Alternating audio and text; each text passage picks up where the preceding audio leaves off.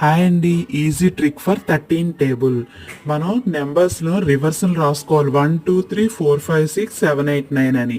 ఇక్కడ నుంచి కంటిన్యూగా 1 2 3 4 స్కిప్, 5 6 7 8 స్కిప్ చేస్తూ రాయాలి. అలాగే 9 9 10 11 12ని స్కిప్ చేయాలి.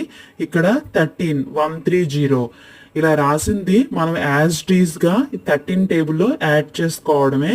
13 1s 13, 13 2s 26, అలాగే 13 3s 39.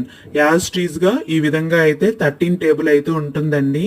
టేబుల్స్ అయితే ఖచ్చితంగా 20 వరకు మనం నిద్రలోంచి లేపు అడిగినా కూడా మన పిల్లలు చెప్పగలగాలి.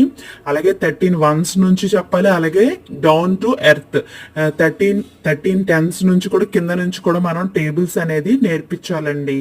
Thank you for watching.